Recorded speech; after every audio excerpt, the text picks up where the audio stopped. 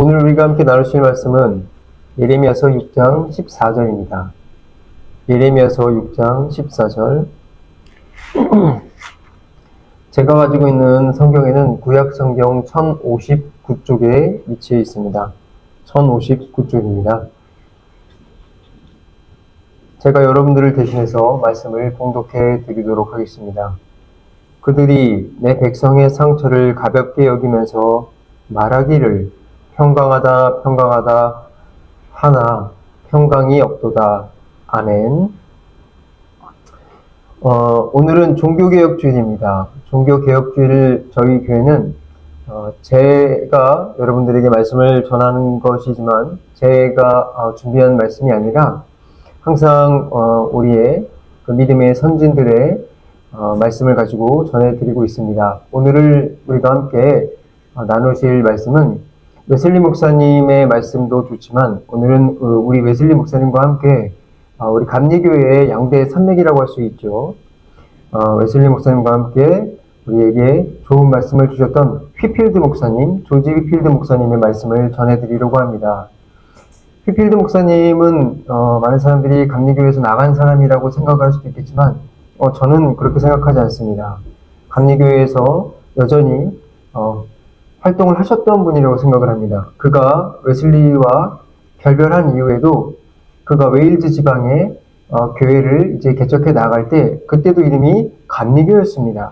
물론 칼비니즘이라는 단어가 붙긴 했지만 여전히 감리교였다라는 것입니다. 그래서 저는 이 휘필드 목사님도 우리 역사에서 감리교 역사에서 절대 빼놓아서는 안 된다고 생각을 합니다. 그래서 오늘은 휘필드 목사님께서 우리에게 전해주시는 그 말씀을 종교개혁주의를 맞아서 함께 나누어 보도록 하겠습니다. 여러분들이 이 사실을 인정하든 인정하지 않든 모든 역사에서 가장 복받은 시대는 목회자가 신실한 목회자가 있는 시대라는 것입니다. 반대로 가장 불행했던 시대는 목회자가 타락한 목회자, 미지근하고 타락한 목회자가 넘치는 시대가 하나님의 심판이 임한 시대입니다. 거짓된 목회자들은 우리에게 생명을 주는 성경을 제대로 전해주지 않고 오직 달콤한 말만 우리에게 전해주고 있습니다. 그렇다면 지금은 어떤 시대일까요? 물론 두 종류의 목회자가 다 존재하는 시대라고 할 수가 있습니다. 하지만 그 비율을 놓고 보면 상당수가 거짓된 목회자가 존재하고 있습니다. 하나님의 말씀을 비틀고 거짓된 말씀을 전하는 사람들이 많이 있는 것이죠. 오늘 본문에 나오는 예레미야는 이 예레미야서의 이 시대에서 예레미야는 부패한 시대가 만연했던 시대에서 그나마 하나님의 신실함을 잊지 않았던 목회자였습니다. 예레미야는 언제나 하나님의 진리만을 전했습니다. 그래서 그는 자신에게 이 진리를 전함으로 인해서 불리하고 위협이 될 수 있는 시대였음에도 불구하고 그런 상황이었음에도 불구하고 그는 당시에 권력자였던 그러나 탐욕에 빠졌던 제사장과 선지자들에게 강하게 말씀을 전했습니다. 제사장과 선지자, 그들이 전한 중심 메시지는 그렇다면 무엇이었을까요? 그들이 전한 중심 메시지는 지금 하나님을 향한 마음이 전혀 부패한 마음이 없는 이 시대는 정말로 하나님이 우리를 지켜주시는 아주 평안한 시대라고 외쳤습니다. 그러나 반대로 예레미야는 그것과는 완전 반대의 말씀을 전했죠. 하나님의 말씀을 듣지 않는 너희들은 너희 마음속에 부패가 가득할 것이고 부패가 가득한 너희의 마음속에 하나님은 곧 심판을 주실 것이며 너희에게 전쟁으로 하나님께서 폐허로 만들어 줄 것이라고 말씀을 전했습니다. 여러분, 이 두 그룹, 하나님의 말씀을 전했던 이 두 그룹, 누가 맞는 것일까요? 예레미야는 하나님의 말씀을 전하며 하나님의 백성들에게 촉구하는 것이 있었습니다. 그것이 무엇이었을까요? 회개하라는 것이었습니다. 하지만 그 당시에 있었던 거짓 목회자들, 거짓 사도들은 그 말을 반대로 전했죠. 백성들에게 평안하라고 전한 것입니다. 여러분들과 저는 지금 예레미야의 시대를 이야기를 듣고 있습니다. 하지만 여러분, 명심하셔야 될 것이 있습니다. 이것은 옛날 이야기가 아닙니다. 지금 이 말씀을 듣고 있는 우리의 시대가 지금 이 말씀을 들어야 하는 시대라는 것입니다. 우리는 하나님의 말씀을 멀리하는 시대를 살고 있습니다. 이것은 비단 교회를 다니지 않는 사람들을 이야기하는 것이 아닙니다. 교회를 다니고 있는 우리들에게도 이 말씀은 동일한 것입니다. 마음이 너무 부패해서 하나님의 말씀을 듣지 않고 거짓 목회자들의 소리가 더 크게 들리는 시대가 지금입니다. 거짓 위로가 나를 위로해 줄 때 실제로 하나님께서 주시는 마음의 평안이 나에게 있지 않는데 그 거짓 위로에 평안을 얻으면서 나는 괜찮다라고 스스로를 속이고 있는 소리가 여러분들에게 더 크게 들리고 있다는 것입니다. 여러분들 스스로를 점검해 보십시오. 여러분들은 정말로 하나님이 주시는 말씀 안에서 평안을 누리십니까? 아니면 거짓 선지자들이 전하는 그 말씀에서 위로를 얻으며 평안을 누리고 있습니다. 만약 여러분들이 거짓 선지자들이 주는 평안에서 위로를 느끼고 있다면 여러분들은 모두 자기 기만에 빠져있는 사람들입니다. 여러분들은 정말로 주님 안에서 평안하십니까?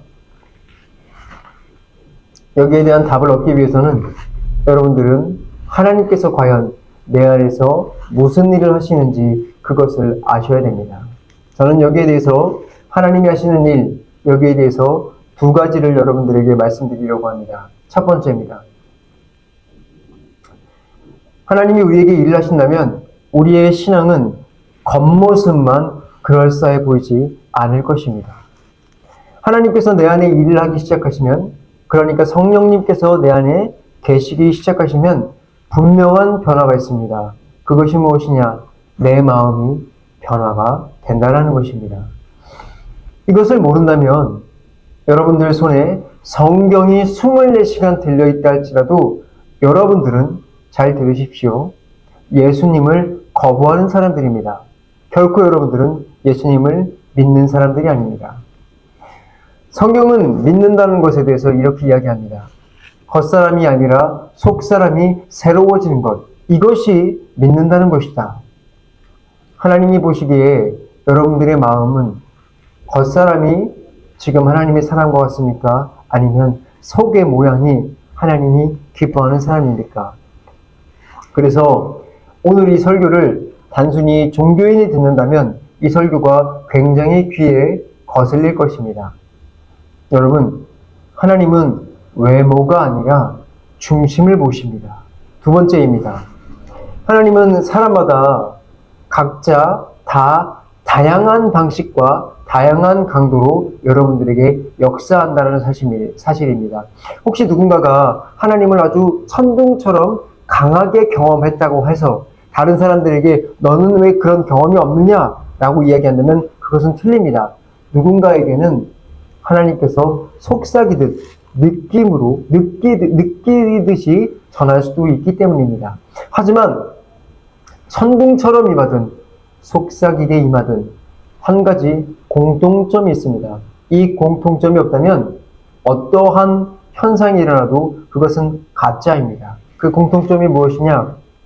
성령께서 내 안에 평안을 주시기 전에 내 안에 정말로 내적인 변화가 일어났는가라는 것입니다. 어떠한 현상이든 내 속에 내적인 변화가 일어났어야 된다는 것입니다. 그렇다면 그 변화가 무엇인가요? 먼저 하나님 앞에서 내가 죄인임을 먼저 보고 그 다음에 진심으로 내가 죄인이라는 것을 뼈저리게 느끼는 것입니다. 그래서 이게 죄가 보이고 내게 진심으로 죄가 느껴지기 때문에 그것 때문에 내 마음이 찢어져야 하는 것입니다. 하나님의 율법은 이렇게 말을 합니다. 이 율법의 모든 말씀을 지켜 행하지 않으면 저주를 받을 것이다. 그 기준은 완전합니다. 그 기준은 예외가 없습니다. 생각 하나, 말 한마디, 행동 하나라도 여러분들이 이 율법에서 어긴 것이 하나라도 있다면 여러분들은 정죄 아래 있는 것입니다. 그렇다면 여러분들, 평생 죄로 싸워온 우리는 얼마나 하나님의 무서운 심판 아래 있는 것일까요? 이것은 단순한 신학, 조직 신학이 아닙니다. 이것은 우리의 현실입니다. 여러분, 하나님께서 여러분의 마음에 직접 말씀하신 적이 있습니까? 이렇게 말이죠. 너는 죄인이다. 너는 죄인이다. 너는 죄인이다. 그 말씀이 내 마음속에 불처럼 새겨주셨습니까? 내 죄가 견딜 수 없는 고통처럼 느껴져서 울어본 적이 있습니까? 이 죄의 무게에 짓눌려서 숨막혀 본 경험이 있습니까?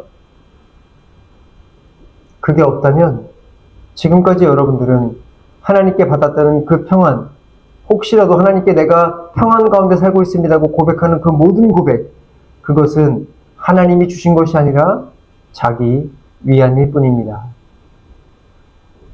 저는 여러분들을 겁주려고 하는 것이 아닙니다. 저는 여러분들에게 그저 구원의 길을 찾기를 바라고 알려드리는 것입니다. 여러분들이 여기까지 온 것도 굉장히 대단하다고 생각할지 모르겠습니다. 하지만 여기는 끝이 아닙니다. 이제 시작인 것입니다. 죄책감을 느끼는 것은 시작일 뿐입니다. 그리고 그 죄가 왜 나오는지 죄의 뿌리 자체를 살펴보아야 됩니다. 우리의 죄의 뿌리, 그것을 우리는 신학적인 용어로 이렇게 부릅니다. 원죄, 원죄. 이 원죄를 우리는 태어날 때부터 가지고 태어납니다. 사람들은 이렇게 말을 하죠. 그건 너무 불공평합니다. 사람이 태어나서부터 죄를 가지고 태어난다는 게 말이 됩니까? 그게 공평한 하나님입니까? 여러분, 그러나 세상을 보십시오. 세상 전체가 타락한 증거를 보이고 있지 않습니까? 전쟁, 탐욕, 불의, 고통. 인간이 만든 이 모든 현실이 우리가 원죄 가운데 태어났다는 것을 증명해주고 있습니다. 심지어 자연을 바라보십시오. 우리가 계절마다 겪는 그런 위협들, 여러분들 그걸 보지 않습니까? 봄에는 봄에 일어나는 사고, 여름에 일어나는 사고, 가을에 일어나는 사고, 겨울에 일어나는 사고, 이 사고가 왜 있습니까? 인간이 타락한 결과 때문입니다. 우리 안에 교만과 시기, 미움, 우리가 이미 하나님을 떠난 본성은 충분히 증거가 되고 있습니다. 성령이 우리 마음을 비출 때, 그러므로 우리는 이렇게 고백할 수밖에 없습니다. 나는 왜 이렇게 악한 것일까? 나는 왜 이렇게 더러운 것일까? 그러다가 그렇게 우리가 깨닫다가 우리는 결국에 이렇게 깨닫게 됩니다. 아, 내 본성이 썩었구나. 내 본성에 착한 것은, 선한 것은 단 하나도 없었구나. 그리고 우리가 이렇게 비로소 하나님 앞에 고백할 수 있게 되는 것입니다. 하나님, 제가 지금 당장 죽어 지옥에 가도 주님은 의로우신 분이십니다. 여러분, 이것은 절망이 아닙니다. 하나님 앞에 진짜로 무너진 영혼들이 고백하는 고백인 것입니다. 여러분들은 한 번이라도 이러한 진심을 느껴본 적이 있습니까? 내 본성 자체가 심판받아 마땅한 것이다 라고 느껴본 적이 있습니까? 여러분들이 이 자리에 지금 내려가 있지 않다면, 혹은 내려가 본 적이 없다면, 여러분들은 단 한 번도 죄를 깊이 있게 느껴본 적이, 경험한 자들이 아닙니다. 참된 거듭난 사람에게 가장 큰 짐이 무엇인지 아십니까? 거듭난 사람에게도 가장 큰 짐은 여전히 남아있는 나의 죄성의 무게입니다. 그래서 바울이 뭐라고 고백했나요? 오, 이 사망의 몸에서 누가 나를 건져내랴? 여러분이 만약 여러분께서 내 안에 이러한 부패함이 느껴지지 않는다면, 그런데도 여러분들이 평안하다면 여러분들은 거짓 평안 가운데 있는 것입니다. 여러분들은 구원받은 것이 아닙니다. 여러분들은 그저 하나님이 주시지 않은 평안 가운데 살아갈 뿐입니다. 또 한 가지, 우리가 반드시 넘어야 할 벽이 있습니다. 죄를 자각한 사람들은 거의 예외 없이 이렇게 반응합니다. 죄라는 것이 이렇게 괴로운 것이구나. 자, 그러니 이제부터 나는 달라질 것이다. 내가 하나님 앞에 잘할 것이다. 내가 변할 것이다. 여러분, 이것이 우리의 본능입니다. 내가 하나님 앞에서 죄를 깨닫게 되잖아요. 그러면 죄를 깨달아도 우리는 결코 하나님 앞에 가지를 못합니다. 여전히 죄가 눈앞에 보이는데도 내가 어떻게 해서든지 이 의를 이루어 보려고 노력을 합니다. 이것이 무엇인지 아십니까? 이것이 바로 여러분들 스스로가 죄인임을 증명하는 것일 뿐입니다. 아담과 하와도 똑같았습니다. 죄를 짓자마자 그들은 나무 뒤에 숨었고 무화과 잎으로 옷을 만들어 입었습니다. 그게 바로 인간의 본성입니다. 내가 무언가를 해서 스스로가 괜찮아져야 한다. 내가 무언가를 해서 스스로가 괜찮아져야 한다. 이 고백이 아주 인간적인 고백인 것입니다.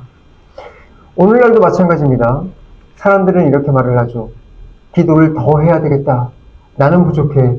하나님 앞에 조금 더 선하게 살아야겠다. 나는 부족해. 하나님 앞에 이것도 하고 저것도 해야 되겠다. 이렇게 하면 하나님께서 나를 받아주시겠지? 이것이 우리의 문제입니다. 그건 여전히 내가 하고자 하는 일, 내가 하려는 일에 평안을 두는 것입니다. 하지만 하나님은 우리가 드린 어떤 기도도, 어떤 눈물도, 어떤 노력도 구원의 근거로 삼지 않으십니다. 그분이 받으시는 것은 오직 그리스도의 피 외에는 없습니다. 우리의 기도와 눈물은 아무리 진심이라고 해도 불완전한 더러운 것일 뿐입니다. 우리가 의롭다고 느끼는 것들, 그 모든 도덕적 열심과 선행은 하나님 앞에 가면 다 드러납니다. 그건 깨끗한 옷이 아닙니다. 그저 누더기 옷일 뿐입니다. 이사야는 이렇게 말했습니다. 우리의 의는 다 더러운 옷과 같으며, 여러분, 그것은 단순한 비유가 아닙니다. 하나님 앞에 섰을 때 우리가 입은 옷이 그와 같다라는 것을 보여주시는 것입니다. 우리의 의가 얼마나 쓸모없는지를 알려주는 것입니다. 왜 그렇습니까? 의롭다함을 받지 못한 사람은 그 존재 자체가 죄 아래 있는 것입니다. 그가 아무리 선한 일을 해도 그 행위의 근원은 여전히 죄인 것입니다. 그 선한 일이 자기 만족을 위한 것이라면 그것은 더욱더 죄일 뿐입니다. 거듭나지 않은 사람들은 결코 착한 일, 선한 일을 할 수가 없습니다. 하지만 사람들은 그것을 위해서 노력합니다. 많은 그리스도인들이 그것을 위해서 노력을 합니다. 잘 들으십시오. 그렇게 하는 여러분들의 마음속에는 정말로 하나님께 영화롭게 하겠다는 마음이 있습니까? 아니면 나는 이것을 해서 구원받아야지 라는 마음이 있습니까? 여러분들의 마음속에는 하나님을 영화롭게 하려는 동기가 전혀 없습니다. 그래서 그것은 하나님 보시기에 하나도 선이 아닙니다. 선해 보이지만 그 중심은 여전히 누더기 옷을 입은 여러분 자신일 뿐입니다. 여러분, 그러므로 솔직합시다. 거듭난 사람이라 할지라도 여전히 죄의 흔적 속에서 살아가는 것입니다. 우리의 기도, 우리의 설교, 우리의 봉사, 그 안에는 언제나 불순물이 섞여 있습니다. 그래서 만약 하나님이 우리를 행위로 심판하신다면 단 한 명도 살아남을 수가 없습니다. 그래서 우리는 이렇게 고백할 수밖에 없습니다. 하나님, 제 기도 속에는 죄가 들어있습니다. 하나님, 제 설교 속에는 죄가 들어있습니다. 하나님, 제 눈물 속에는 죄가 있습니다. 나의 가장 거룩한 것을 드리는 그 모든 순간에도 죄가 있습니다. 여러분들은 이 사실을 인정하셔야 하는 것입니다.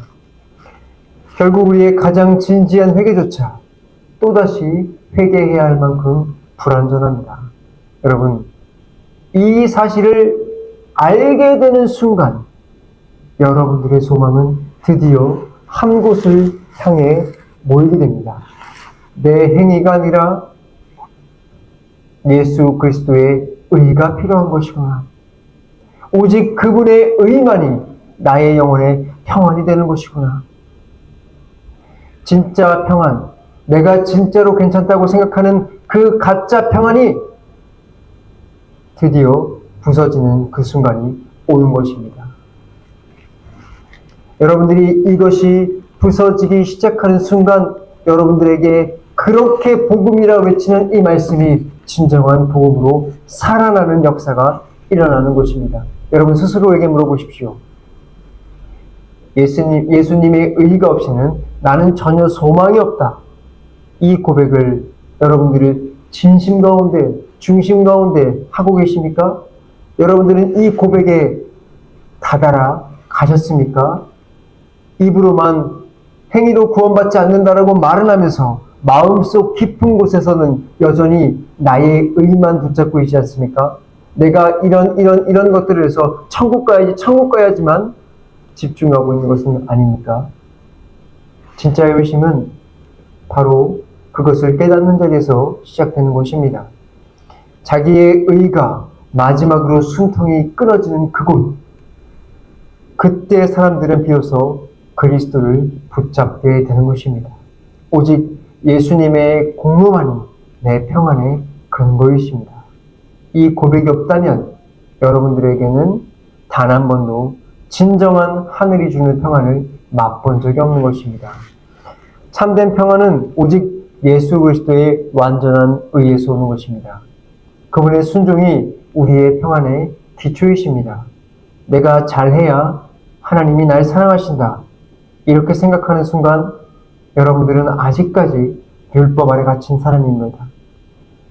여러분, 우리에게 율법은 필요하지만 율법은 우리를 살리지 못합니다. 평안은 내가 한 일에 근거가 있는 것이 아니라 예수님이 이미 다 끝내신 그 사실 안에 있는 것임을 기억하십시오. 주님이 말씀하신 다 이루었다. 이 말이 우리의 평안의 근거입니다. 이제 세 번째 죄로 넘어가겠습니다. 그것은 바로 불신앙입니다. 믿는다는 것은 사람을 멸망으로 끌고 가는 잘못 얘기했습니다. 믿지 않는다는 것은 사람을 멸망으로 끌고 가는 가장 깊은 죄입니다. 사람은 종교적으로 살고 교회에 다니면 자기가 믿는다고 착각을 합니다. 하지만 그때가 가장 위험한 자리입니다. 예배와 성찬, 기도 속에서 불신앙은 그대로 숨어 있을 수 있습니다. 겉으로는 믿는 것처럼 보이고 내가 잘하는 것처럼 보이지만 사실 마음은 여전히 하나님과 멀리 있습니다. 동이 서에서 먼 것과 같이 여러분들은 여전히 하나님과 멀리 있는 것입니다. 교회 다니는 사람들은 이렇게 이야기를 합니다. 저는 진짜로 예수님을 믿습니다. 진짜 믿습니다. 하지만 여러분, 사실 교회 다니는 사람 대부분은 아직까지 진짜로 예수님을 믿지 않습니다. 사탄은 예수님이 하나님의 아들임을 분명히 믿었습니다. 그래서 예수님이 귀신에게 오셨을 때 믿고 떨었습니다. 그런데 우리 대부분은 예수님을 믿는다라고 이야기하면서도 사탄보다도 못합니다. 주님을 전혀 두려워해 본 적이 없습니다. 여러분, 이것이 문제입니다. 예수님이 실제로 존재한 인물이고 실제로 십자가에 달려 돌아가셨고 모든 사람들을 위해서 대속해 주신 분이 맞다. 성경책은 진리를 담고 있는 책이다. 라고 여러분들이 머릿속으로 믿는다고 해도 그것은 여러분 믿음이 아닙니다. 그거는 역사적인 동의일 뿐이지 구원하는 믿음이 절대로 될 수 없습니다. 구원하는 믿음은 단순한 동의가 아닙니다. 성령께서 마음에 역사하셔서 예수를 내 주요, 내 하나님입니다 라고 여러분들이 진심으로 고백하고 살아가는 가운데 진정한 구원 얻는 믿음이 있는 것입니다. 그러므로 여러분들이 입술에서 저는 어렸을 때부터 예수님을 믿었는데요 라고 고백하는 사람이 있습니까? 기억하십시오. 이렇게 말하는 사람들은 아직 믿어본 적이 없는 사람입니다. 진짜 믿음이 있는 사람들은 내가 주님을 만나고 믿음이 시작된 순간을 아는 사람들입니다. 기억하십시오. 우리는 태어날 때부터 어린 시절을 겪어오는 그 순간에 불신앙 상태로 살아왔습니다. 그러므로 여러분들이 모태신앙이라고 자랑을 하십니까? 여러분들 거기에 머물러 있다면 여러분들은 불신앙자입니다. 난 하나님을 사랑해요 라고 고백하는 사람이 있습니까? 여러분, 이 말도 불가능합니다. 우리는 태어날 때부터 하나님을 미워하는 존재입니다. 그러므로 나는 태어날 때부터 항상 하나님을 사랑해왔어요 라고 말한 사람은 단 한 번도 하나님을 사랑한 적이 없는 사람입니다.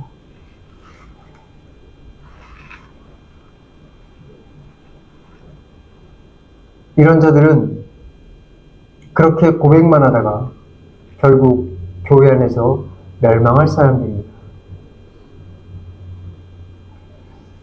이런 사람들에게 주님은 말씀하십니다.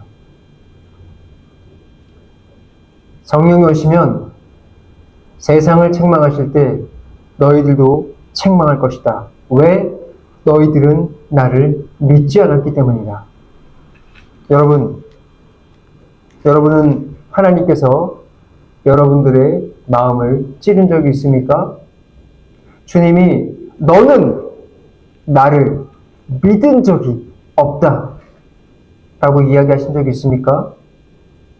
여러분들은 주님, 제 안에 믿음이 없습니다. 제게 믿음을 주십시오 라고 부르짖어 본 적이 있습니까? 여러분들, 회심은 바로 거기서부터 시작되는 것입니다. 성령님께서 믿음을 주실 때 사람은 그제서야 깨닫게 되는 것입니다. 아, 나는 평생 믿는 척만 하고 살아온 사람이었구나. 나는 지옥 백성이었구나. 그 체험이 없다면 지금 여러분의 평안은 아직 거짓 평안일 가능성이 너무나 큰 것입니다. 저는 여러분들에게 하나님의 거짓 평안을 깨뜨리려고 이 말씀을 드리는 것입니다. 여러분들에게 불안함이나 어려움을 드리기 위해서 전하는 것이 아닙니다. 여러분들이 이 말씀이 들린다면 여러분들 오늘부터 진짜 믿음을 구하시기 바랍니다. 주님, 제게 그러한 믿음을 주십시오.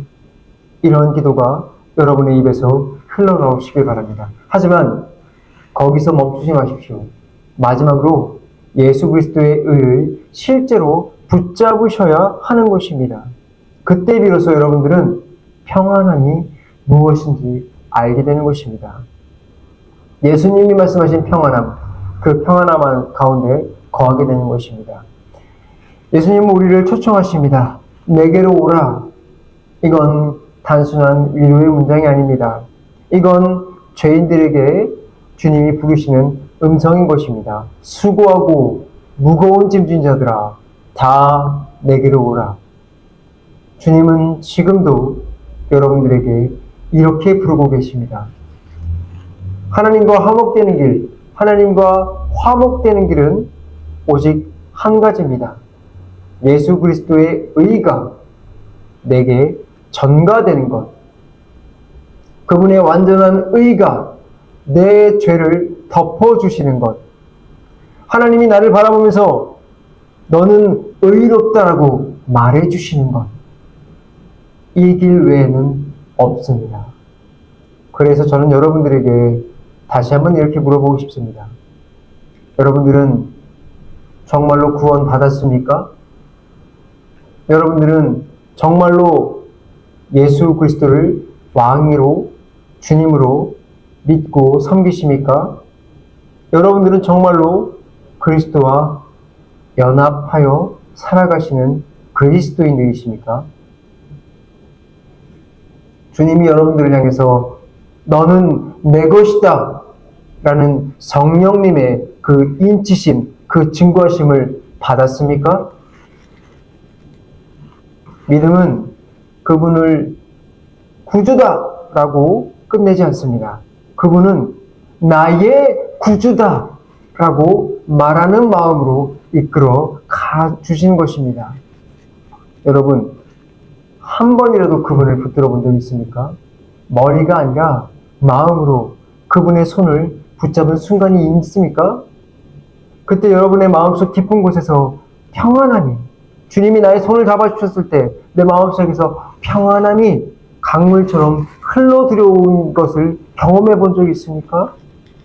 예수님의 그 말씀, 너에게 평안을 주겠다.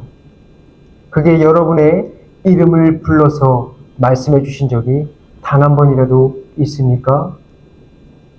여러분, 제가 지금 말씀드리는 것은 여러분에게 이런 감정이 있었냐라는 것을 묻는 것이 아닙니다. 여러분들에게 예수님의 의가 실제로 내 죄를 덮은 경험이 있는가를 묻고 있는 것입니다. 정말로 주님께서 피 흘려주신 그 객관적인 사건이 나에게 주관적으로 일어난 사건인가를 묻고 있는 것입니다. 저는 여러분, 하나의 종교를 이야기하고 있는 것이 아닙니다. 여러분의 영혼의 생사의 문제를 다루고 있는 것입니다.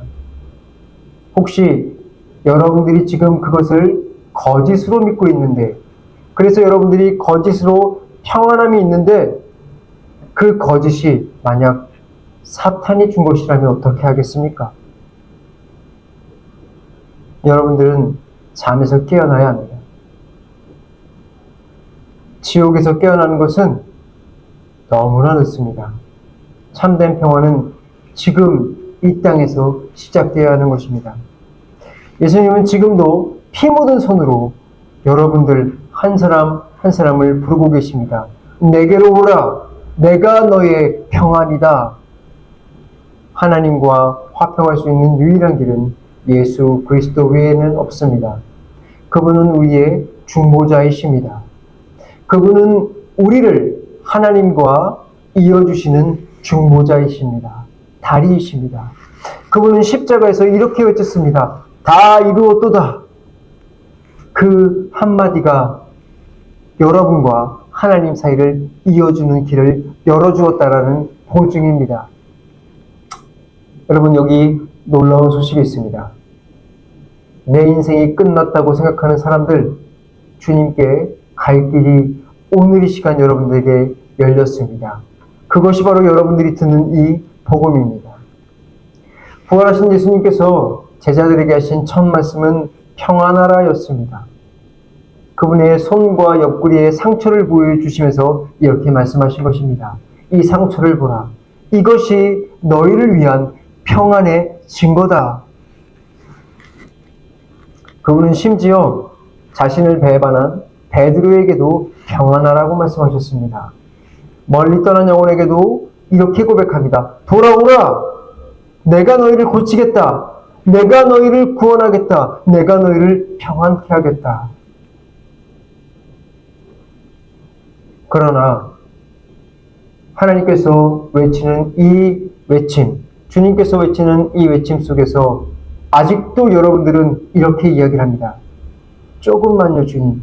조금만 더 있다 갈게요. 조금만 더요. 아니요. 그것은 여러분들을 죽음으로 몰고 가는 핑계일 뿐입니다. 하나님께서는 여러분들을 그대로 보라고 말하고 있습니다. 여러분들이 죄투성이 있는 지금 이대로, 상처난 그대로, 고통받는 그대로, 외로운 그대로, 힘든 그대로, 그대로 주님께 나오시라고 외치고 있습니다. 혹시 여러분들의 마음이 굳어서 나는 예수님을 전에 믿었는데 내가 믿다 마음이 이미 굳어서 더 이상 못 믿겠습니다 라고 마음이 굳음이 느껴지십니까? 괜찮습니다. 여러분들 이 말씀을 믿고 지금 나오시기 바랍니다. 그 여러분들이 이 말씀을 믿고 나올 때 주님께서 여러분의 굳은 마음을 제하여 주실 것입니다. 그래서 제가 지금 여러분들에게 간청합니다.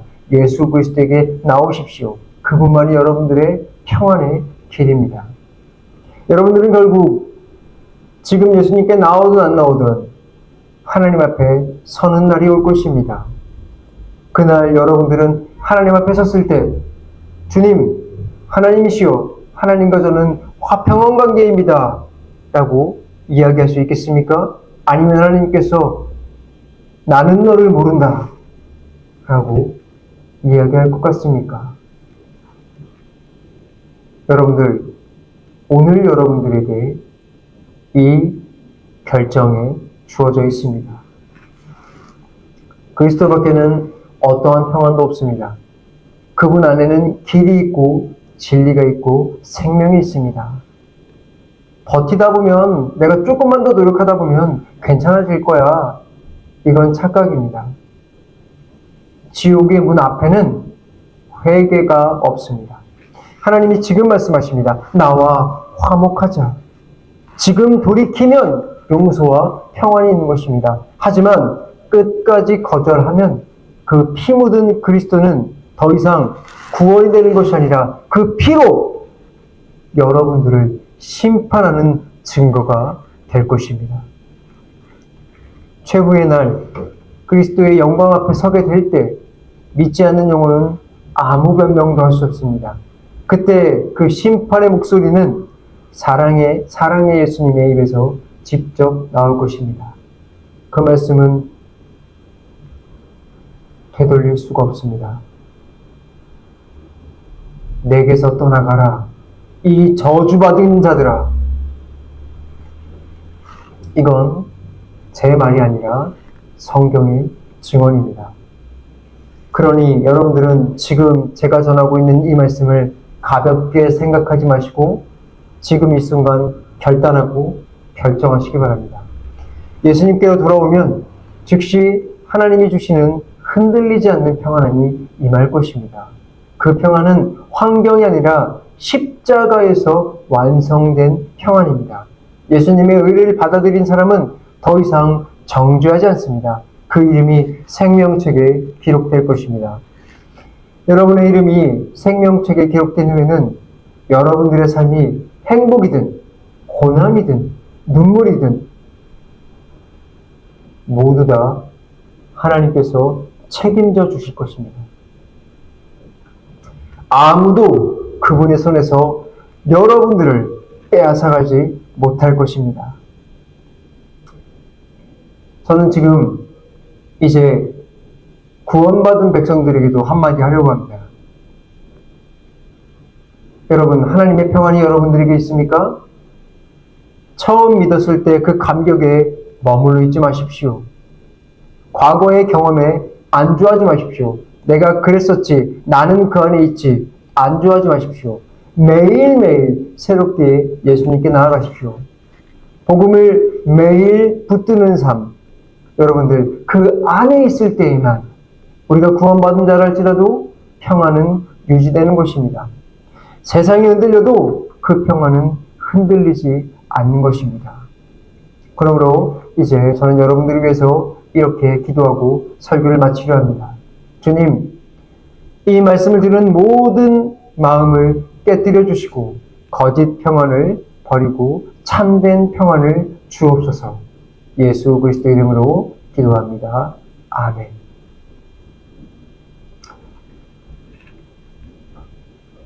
저는 지금 휘필드의 설교를 여러분들에게 전해드렸습니다.